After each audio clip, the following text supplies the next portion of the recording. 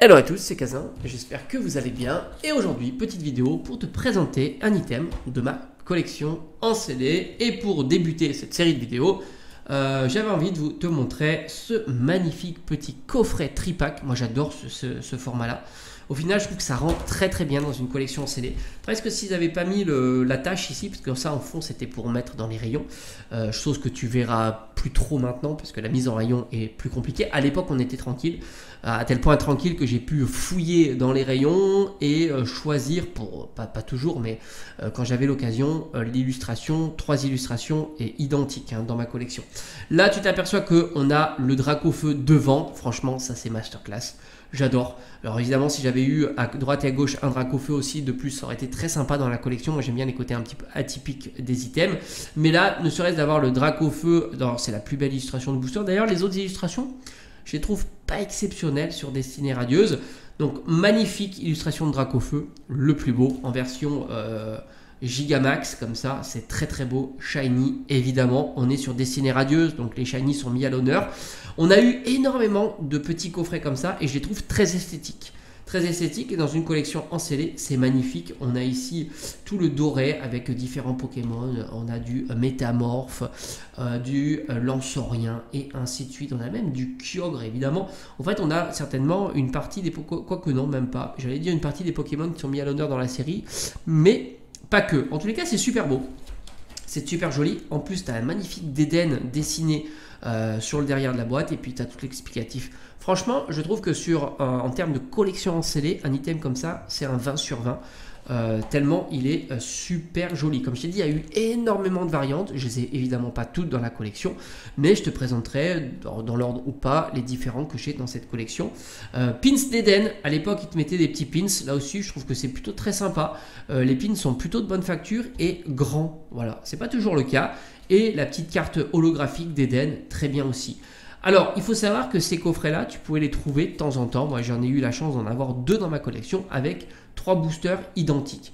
Alors, je vais donner on termine sur la cotation de cet item parce que beaucoup sont intéressés de pouvoir imaginer la valeur de cet item. Alors, Destinée Radieuse, si je devais en dire quelques mots, c'est une série maintenant qui semble vraiment pas exceptionnelle. Et c'est vrai que quand on le regarde avec les yeux de 2025, avec toutes les variations qu'il y a eu sur Pokémon et l'apparition de nouvelles raretés comme les SAR, c'est vrai qu'on regarde cette série-là et on se dit elle est au fond pas exceptionnelle. Heureusement, elle rattrape le coup avec la présence du Dracofeu shiny, c'est clair, parce que sans cette carte-là, ça aurait été une série plutôt catastrophique.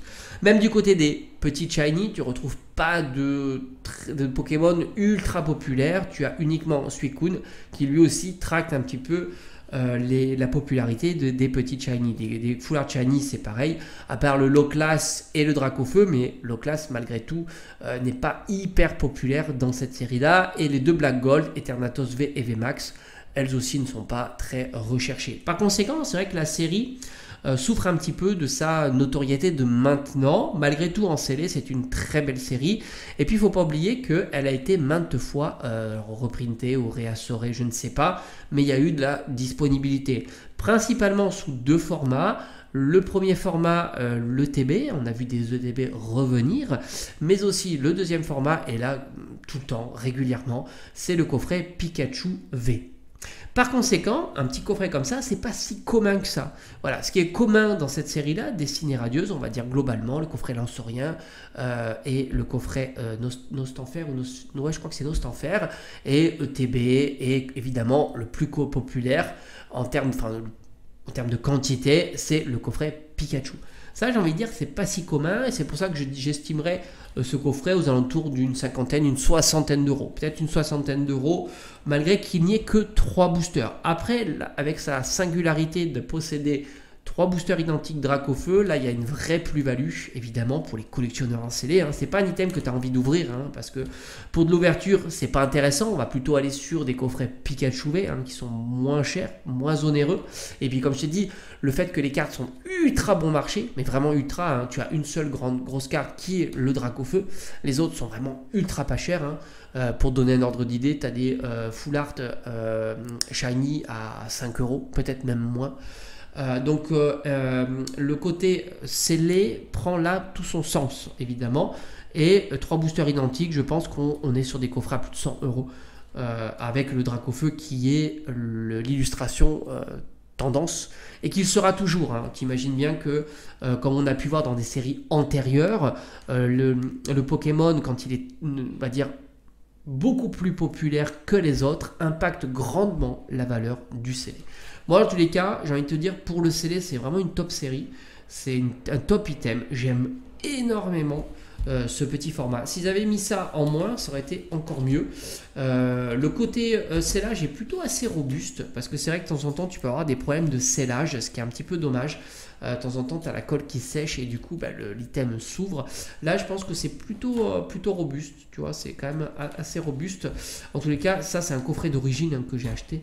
Tous mes coffrets sont d'origine d'ailleurs, moi-même je les ai achetés dans ma collection. Et ils bougeront pas, tellement j'adore ces coffrets là. Je regrette juste une chose, c'est de ne pas avoir conservé des petits coffrets comme ça de la voix du maître. Voilà, mais c'est vrai que je m'étais mis en tête de faire tomber le Dracofeu et du coup j'ai fait énormément d'ouvertures. Et voilà. Ça je regrette parce que c'est un très très joli item. Je préfère au coffret, j'ai gardé un coffret, je crois que c'était Sort Silence, quand il y a eu le réassort. Et évidemment, j'ai quelques ETB, mais je crois que j'en ai pas beaucoup. Je dois avoir 2 ETB de la voix du maître. Et là, c'est un petit peu pareil. La voix du maître, c'est pas une série folle, mais on en parlera comme ça dans une petite vidéo dédiée. À bientôt.